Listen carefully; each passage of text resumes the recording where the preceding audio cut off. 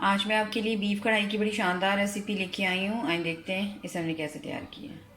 अस्सलाम वालेकुम, welcome to Asha recipes. आज मैं आपके लिए बीफ कढ़ाई की रेसिपी लेके आई हूँ। बहुत जल्दी बन जाने वाली रेसिपी है अगर आप प्रेशर कुकर में इसको बनाएं तो। मैंने 1 किलो बीफ का गोश्त लिया है। 1 किलो से ज़्यादा हो सकता है ये। और 1 प्याली मैंने दही ली है, हाफ प्याली मैंने क्रीम ली है। एक हरी मिर्चें ली है मैंने 3-4, क्योंकि बड़े साइज़ की तो 3 ली हैं। और अदरक का 3 इंच का तकरीबन 2-3 इंच का मैंने टुकड़ा लिया है। ये मोटा मोटा काट के ये अलग से हम ग्राइंड करेंगे। इसके मसालों में 2 टेबल स्पून भुना कुटा धनिया, भुना कुटा ज़ीरा जाएगा। साबुत मसालों में 2-3 सिनेमन स्टिक्स, 2 बड़ी इलायचियाँ, 2-3 लौंग, 10-12 काली मिर्चें मैं यूज़ कर रही हूँ। 1 टेबल स्पून भर के रेड चिली पाउडर जाएगा। 1 टीस्पून इसमें हल्दी पाउडर, 1 टेबल स्पून इसमें नमक जाएगा और 1 टेबल स्पून इसमें ज़ीरा जाएगा। ये इसके साबुत मसाले हो गए। इसके भुने हुए मसालों में मैं गरम मसाला भी डालूंगी और काली मिर्च भी डालूंगी, लेकिन वो एंड पे डालूंगी जब हमारी रेसिपी बिल्कुल तैयार होने वाली होगी। 2 तमाम साइज़ के मैंने प्याज लिए हैं, इनको मैंने बारीक चॉप कर लिया है, चाहे तो मोटा कर लें क्योंकि हमने प्रेशर कुकर में गलाना है। और इसके अलावा 2 मैंने पूरे पूरे यानी कि कलियाँ जो होती हैं वो लिए हैं लहसुन की। ये जाएंगी इसमें। जब हम प्रेशर कुकर में गोश्त को बनाएंगे तो हम उस वक्त अदरक नहीं डालेंगे। अदरक और हरी मिर्चें जो हैं वो हम बाद में शामिल करेंगे। 4 से 5 टमाटर लिए हैं मैंने। टमाटरों को काटना नहीं है, मैंने सिर्फ कट लगाया है। इसके छिलके वगैरह हम उतार लेंगे प्रेशर कुकर में।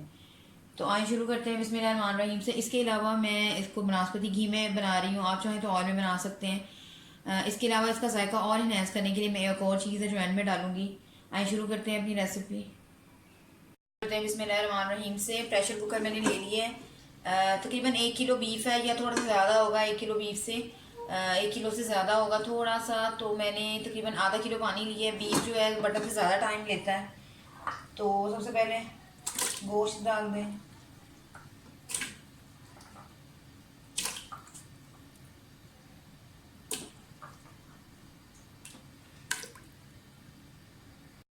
जो मैंने साबुत लहसुन लिया है वो डाल दें, प्याज डाल दें और मसाले डाल दें सारे।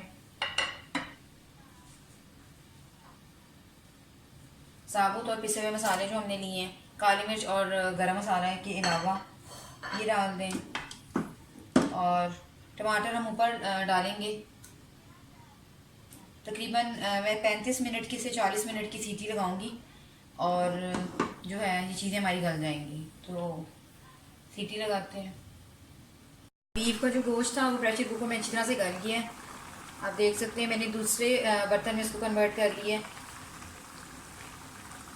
छिलके उतार दें टमाटरों के जो ऊपर आ गए हैं।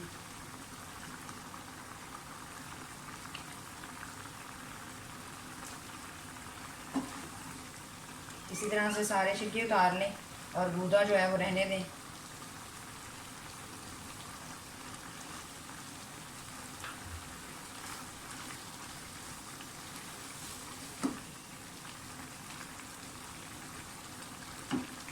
पानी भी ड्राई होने वाला है और गोश्त जो है वो भी 90% तक गल चुका है। बाकी जो है मैं इसकी भुनाई में करूँगी। अच्छा, इस टाइम पे अब इसमें घी डाल दें। मैं घी यूज़ कर रही हूँ, आप चाहें तो ऑयल भी डाल सकते हैं। आधी प्याली तकरीबन मैंने घी ली है, ज़रूरत पड़ी तो हम और डालेंगे।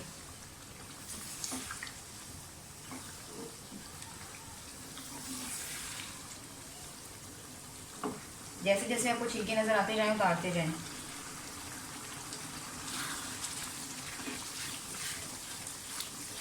साथ साथ बुनाई करते जाएं। पानी इसका बिल्कुल ड्राई कर लें। पानी ड्राई कर लेंगे उसके बाद हम जो मैंने पेस्ट बनाया है दही का, मलाई का यानी कि क्रीम का और हरी मिर्चों और अदरक का, तो वो डालेंगे और साथ साथ बुनाई करेंगे।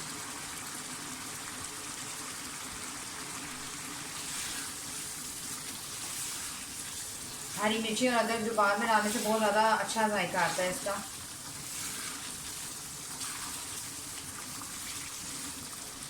और बिल्कुल बाजार जैसा टेस्ट आता है।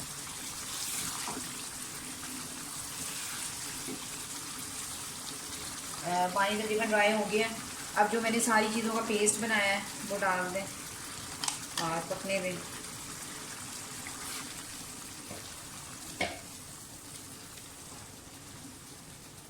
सारा हमने ड्राई करना है अच्छी तरह से मसाले को। तो मैं इसको तकरीबन 10 मिनट के लिए दोबारा से लिड देने लगी हूँ।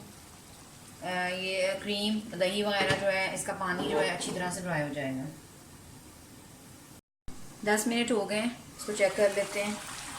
पानी काफ़ी हद तक ड्राई हो गया है, ऑयल भी साइड्स पे आना शुरू हो गया है। बस अब इसकी बुनाई रह गई है तो थोड़ी सी।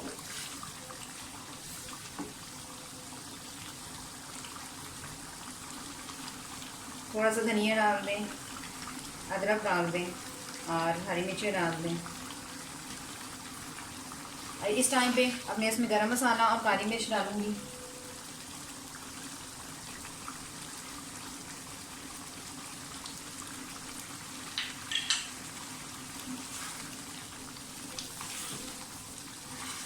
तकरीबन डन होने वाला है हमारी बीफ कढ़ाई जो है। ये जो बीच में हमने सिनेमन स्टिक्स वगैरह डाली थी ये निकाल लें, इसकी अब ज़रूरत नहीं है क्योंकि फ्लेवर जो आना हमें चाहिए था वो तो आ गया बीच में।